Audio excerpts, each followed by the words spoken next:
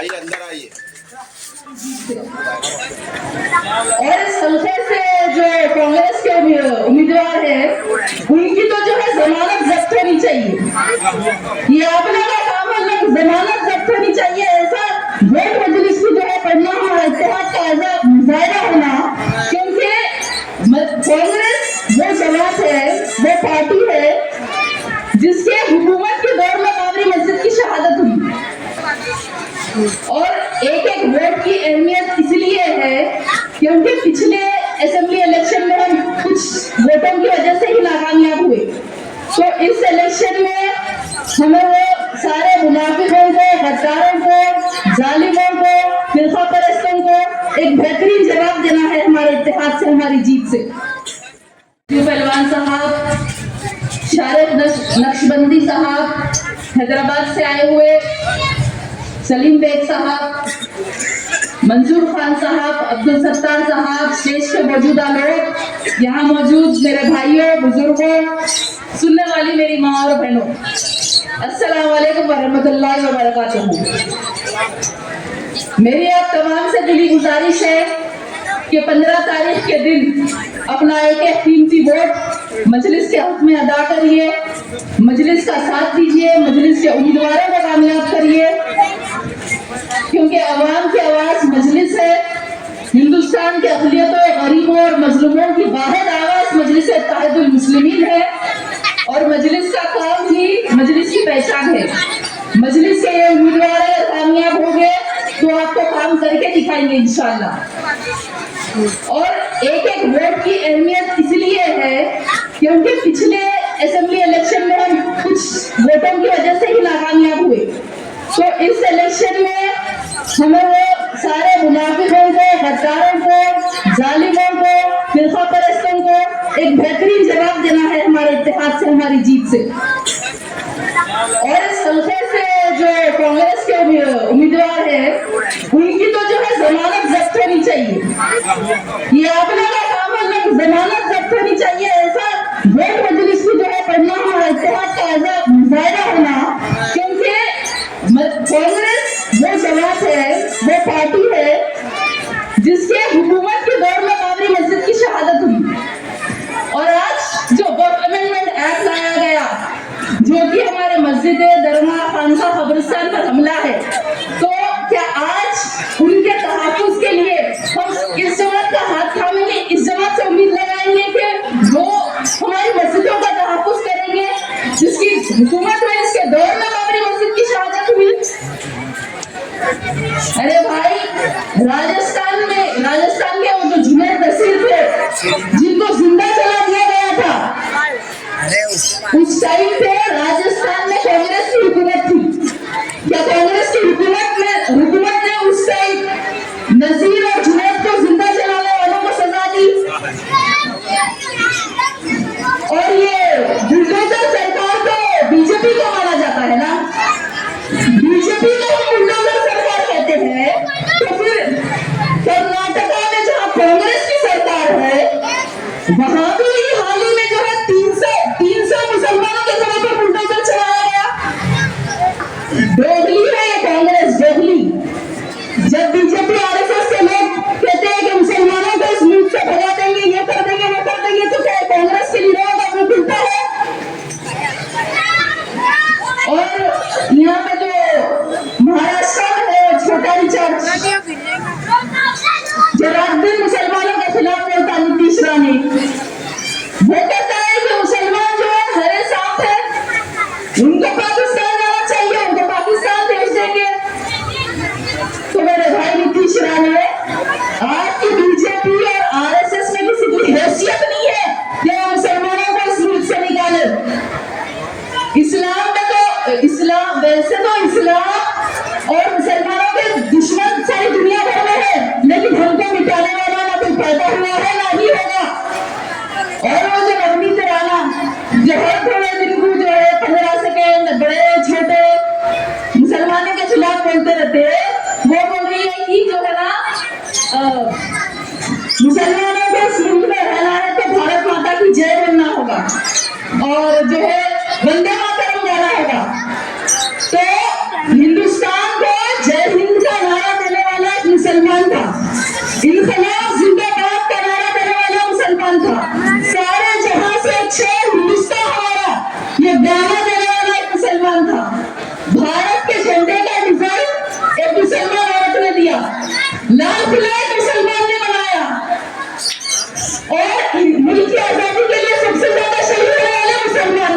अब ये भी बोलो वो भी बोलो, बोले तो क्यों बोलना भाई, वो बोलना अगर आप कहा से तो नहीं बोलना भी हमारे हक है।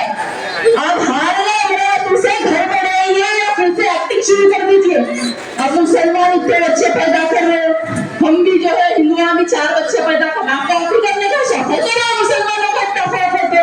खुद के मजहब के बारे में आपको नहीं मालूम। जब आपसे नबी का तुम्हारे जर्नलिस्ट पूछी हनुमान जी का नाम हनुमान क्यों पड़ा, तो आपको जवाब देने नहीं आया। खुद के मजहब के बारे में नहीं मालूम, आप मुसलमानों के खिलाफ बोल रहे हैं। बहरहाल याद रखिए, वक्त की कमी है, इन सारे लोगों को मुंहतोड़ जवाब देना है 15 तारीख के दिन। सिर्फ पतंग पतंग पतंग, बाकी सब खत्म खत्म खत्म। शुक्रिया, अस्सलाम वालेकुम। नीचे का जो दूसरी जो मशीन है उसमें एक बटन है, पतंग उसमें एक बटन है, तो 2 मशीन में 2 अलग अलग, इसमें 2 पतंग, दूसरे इसमें 2 पतंग।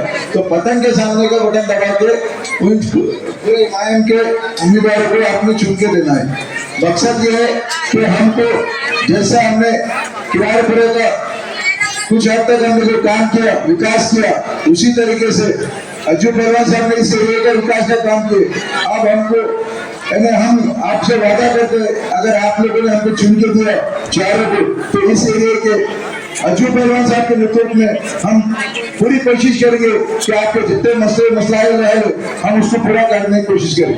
क्यों कि हम लोग पिछले भी कई टाइम से हम लोग काम कर रहे हैं। हमारे कुछ गवर्नमेंट की जो स्कीम है वो हर बार किराएपुरे में हम लोग लाते थे, हर टाइम कोई ना कोई कैंप लगाते थे।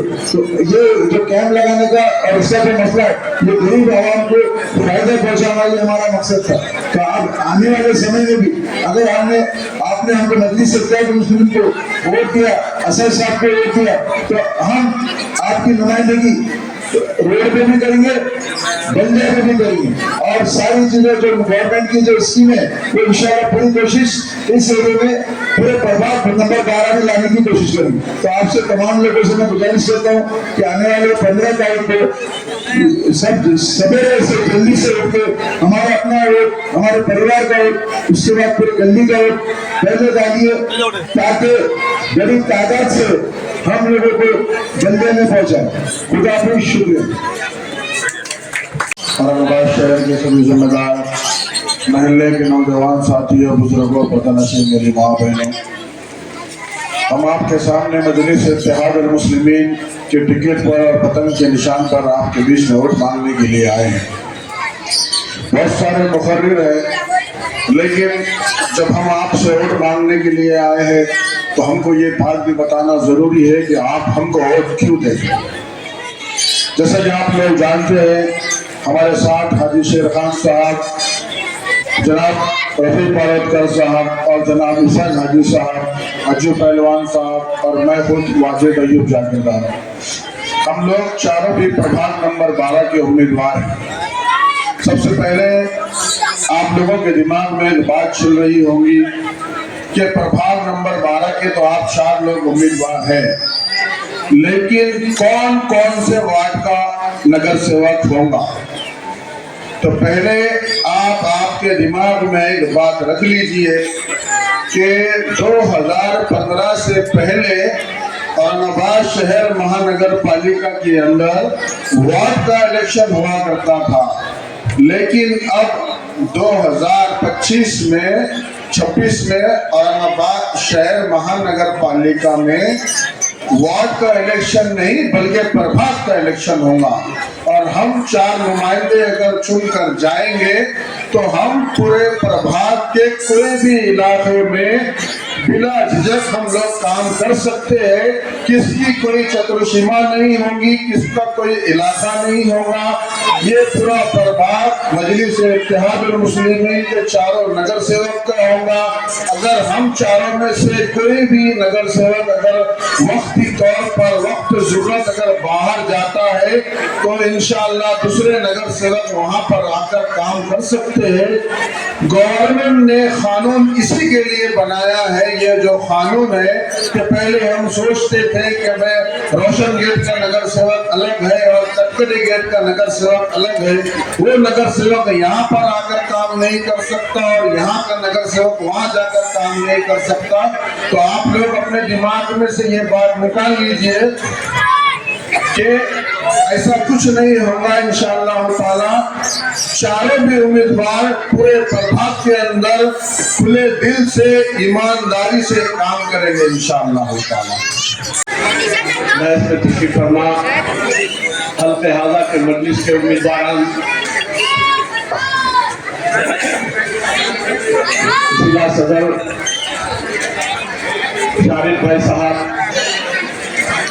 मोहतरमा फलक साहिबा, साबिका नगर सेवक अज्जू भाई साहब, बुजुर्गों और दोस्तों, नौजवान साथियों, आज का जलसा इंतखाबी जलसे आम है। इंतखाबी जलसे आम में हर सियासी जमात बुलंदबान दावे करती है लेकिन अमली मैदान में कोई काम नहीं करती। मजलिस इत्तेहादुल मुस्लिमीन अमली मैदान में काम करने को तरगीब देती है और जिसका बयान सबूत यह है कि आपके शहर के बंदी हालात क्या थे, आपने जमात पर एतमाद किया और 2015 में आपने अपने नगर सेवक चुन कर दिए और आप से पूछिए कि आपके नगर सेवक पूरी दियानतदारी के साथ आपके हल्के की तरक्की के लिए काम किए कि नहीं किए। हम जब 2014 में यहाँ आए थे तो हर गली का यही मसला था, पानी का मसला था, बर्फी का मसला था और गंदगी और सफाई का कोई इंतजाम नहीं था। ये तमाम हालात हमने अपनी आंखों से देखे हैं और 2014 से आज की तारीख तक मुसलसिल हम यहाँ आते जाते रहे हैं। हमारे नुमाइंदा, हमारे कारपोरेटर्स ने पूरी मेहनत की और आपके मसाइल को हल करने के लिए कभी गफलत नहीं बरती।